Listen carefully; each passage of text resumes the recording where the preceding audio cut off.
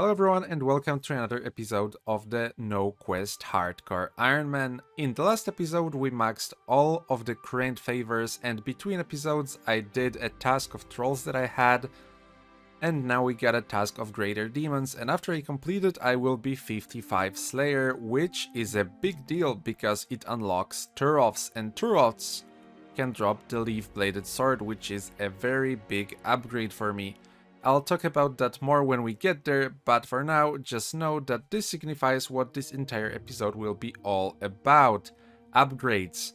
We started the Slayer grind strong in our rune armor with Shazen boots and gloves and rune simi, but I think it's time to upgrade the setup and do it fast, so we will be focusing this entire episode on upgrading our Slayer gear so we can gain experience in that skill even faster. I hope you'll enjoy. 55 Slayer, Greater Demons, then Hellhounds, and finally we got Turovs, and that means the Leaf-Bladed Sword, so that will be a main upgrade we're going for this time. So before I commence with doing the Slayer task, I think it's time to do some other upgrades so Turovs go faster with just a Leaf-Bladed Spear. And I'm thinking about grinding crafting for now. We are currently at level 50 crafting and I wanna go straight to 80. That will unlock a bunch of new upgrades. And the best method for me to train crafting is just like for every other Iron Man, molten glass. But since I don't have access to lunars, I have to buy it and bank it and then use it on a furnace. So to hit 80, I will need to bank 21,400 buckets of sand and soda ash. I am currently near 4k of both, and I've been doing this for about 2 days, so I think if I keep up that tempo of 2k sand and ash every day, this will take about 11 days. Probably will take a little longer because I've been doing this close to all day today and it's Sunday, so there's no way I can keep up that tempo when it's work day, but I'll try. The original plan was to stay here for 11 days, but it's been 2 weeks since I started buying the ash and sand. And I just gotta say that this place is ruthless. There's so many people buying out the stock, and it wouldn't be even too bad if it was all legitimate players. But it seems like there's a bunch of bots just buying out ash and sand from everybody. I think that the Iron Man and regular account stocks are separated at this shop, so it seems like there's just low-level Iron Man bots buying out the ash and the sand. And it doesn't seem like too much of a stretch to think that they're just money-making for a couple hours and then buying a bunch of the supplies because the prices here are low. There we go, we are finally done with buying all of the sand and soda ash, 21,400 of both. So I'm extremely excited. This part of the grind is done. I still have to take it all to the furnace, make into molten glass, and then blow into something that gives XP, but this is gonna be pleasant compared to 2 weeks of buying stuff from the shops. But that's not the only thing that I did. I also went ahead and AFK'd a little bit of sand crabs for 60 ranged. And then when I couldn't stand buying the sand and ash anymore, I went to Motherlode Mine and banked 100 golden nuggets, which also got me to 60 mining. So whenever we get to 72, I can buy the access to upper floor area straight away. And I also ventured to Forthos dungeon and I killed a bunch of red dragons because we will be making red dragon hide armor. Now, killing dragons as a hardcore without any quests is extremely dangerous because I don't have access to any form of dragonfire protection, so I could get slapped with a 50 at any point. And also I was using bronze and iron arrows, so it took quite a long time to kill the dragons, but we managed to get enough red dragon leather to make us the entire set later on. I also went and played some Castle Wars, and by played I mean AFK'd with an alt, and we got 75 tickets, so I'm gonna trade Lanthus and we're gonna buy the Zamorak Halo. And I'm gonna use this as my prayer head slot gear. It's not the most prayer bonus I can get on my helmet. I can also get some items from medium close, but that's quite a far bit away. And I also wanted to upgrade my prayer gear setup because there's gonna be a bunch of situations when I just wanna pray to grind some monsters, and we need a specialized prayer gear for that as well. The closest furnace you can access without quests is the Edgeville furnace, and that's 15 tiles from a bank, but I really don't like it because the roof gets in the way and you have to move your camera a lot when using the furnace. But there is also this furnace here at top of Mount Karulm, and it's also exactly 15 tiles from the bank, and I can access it by just clicking the furnace from the bank, and I can click the bank from here. Also, as you could see, 66 crafting. That is probably the last level I can get by just making the glass before we dig into the big XP of blowing the glass, but this was also the level we needed for 1300 total. Finally done with making all of the molten glass, 26,500 to blow now.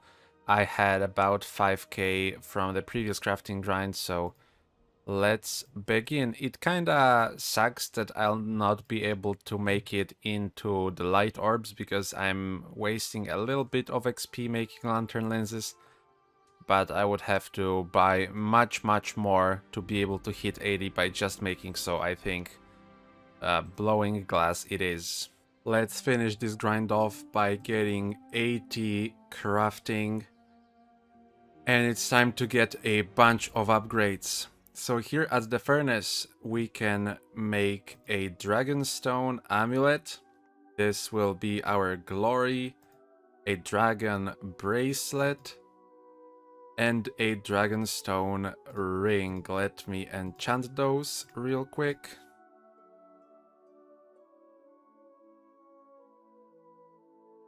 Alright, so in order, we have gotten the Amulet of Glory, which gives a little less melee strength, but a bunch of other bonuses. So this is our current best in slot range amulet, and magic as well, I'm pretty sure. But I'm still also gonna use it for melee because all the other bonuses are just too much to pass on. Next, we have the Combat Bracelet, and this is a very big upgrade over my Shazian gloves. We get +7 to every melee attack bonus and +3 melee strength. So this is now my best in slot melee glove. And lastly, here's the Ring of Wealth. Now, I'm not gonna use it now because I obviously want to use the Ring of Life. I am scared, I'm a hardcore, I don't want to lose my life. But once we hit 99 defense, the defense cape also has the Ring of Life effect, and then we will be able to use the Ring of Wealth just to generate some additional income, because it passively picks up all the GP that drops even when it's not charged. And on topic of charging, I cannot charge any piece of my Dragonstone jewelry because you need to complete Legends quest for that, or at least Heroes quest, any quest actually. I don't do, so these will remain uncharged, but they still provide their fantastic combat bonuses, and they still have some of their uses, for example, the picking up gold from Ring of Wealth, but we will not get the teleports, and we will not get the gem boosting effect of Amulet of Glory, I'm pretty sure. Also, I have those dragon leathers that I collected risking my life in Forthas Dungeon, so we can make a red d'hide body, red d'hide chaps, and red d'hide vamps. This is now my best in slot range armor, and the red d'hide vamps are actually better for ranging than the combat bracelet itself. Whew. Extremely happy to be done with this grind. 80 crafting also looks very clean. Upgrades done. I think we can now proceed to Turots. The task is now finished, 160 Turovs killed, and I didn't get the leaf-bladed sword, but that was to be expected. It should be 1 in 500. So I think I'll stay here until my food runs out, but otherwise I'll not be camping these. Currently I can get 8 tasks total, so I don't think it's too rare to get them soon enough. And we will be grinding the sword passively while training Slayer. Here's 70 magic, and previously we also hit 50 prayer. In the previous clip you saw me getting level 70 magic on a Black Demon's task, and after that I got Hellhounds, and then it hit me. Those are both demonic creatures, and I can actually access one anti-demonic spell, which is the Inferior Demon Bane. The other two stronger versions require a Kingdom Divided, but this one doesn't. The only issue is that it required a different kind of staff to autocast, but luckily we can use a Skull Scepter to do that among many other either unobtainable or hard to obtain staves. So I quickly went and got myself a Skull Scepter. So now we can autocast this Inferior Demon Bane spell, and it costs a Chaos Rune to cast, but it has a max hit of a Fire Blast, so it's like we are using Death Runes to hit. It can hit up to 16 with an increased accuracy against demons, but the caveat is that you can only use it against demons, but max hit of 16 is like double the max hit of Fire Strike that I was using earlier, and my god, this is much faster. So I dumped half of my cash stack into Chaos Runes, and I hope that it pays off in the saved time.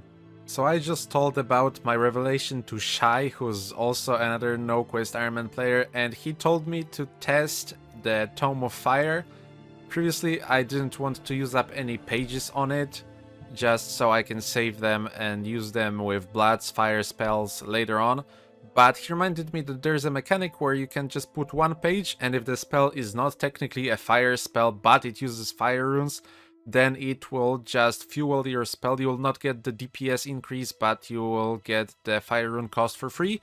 And it indeed does work like that. So I just bought 22k the fire runes for nothing. But this is an amazing find, so thank you, Shai. Big shout out. There we go. I think we just got too many tasks, so I decided to come back here and camp Turoths for a little, and it paid off. We got the Leaf-Bladed Sword at half the drop rate, so I'm very happy. This is much stronger than the Rune Scimitar. So yeah, very glad to have this, and now we can proceed with our Slayer training head on. 62 Slayer, which means worms, and they will be pretty big, mostly because of the Dragon Harpoon and Dragon Sword. Not really because of the sword, because Dragon Battle Axe is better, although Dragon Sword is better than Leaf Bladed. But Dragon Harpoon will be very useful at Temporos. They also drop decent Alkabuls, nothing even close to Gargoyles, but as a restricted hardcore I have no right to complain. But the most important is their Pure Essence drop. They drop, I believe, 200 to 300 noted, and that will be my main way of obtaining Essence for 77 rune crafting. I need about 120k, and since our task list is so limited, I hope we'll get worms a lot and I can stack my ass from their drops. And after that 62, I decided to go and camp some jellies to get the Mithril boots, and we got them, and that's pretty big because I'm not sure if I mentioned it, but these are my best in slot boots up until 80 Slayer, when I can get the rune ones. And technically, there is a way for me to get an even higher upgrade, the Dragon Boots, later on, if I use the Wilderness God Wars dungeon, and my original plan was to do that after I quote-unquote max this character. But there was a poll running, and it passed now, that you will be able to complete combat achievements partially, and what I mean by that is you don't have to complete every single task from a tier to complete that tier. You can get points for completed tasks, and if you get enough points, then that tier counts. And that is important because with my current restrictions I wasn't able to complete the easy tier because it required some Barrows tasks and I cannot access Mauritania.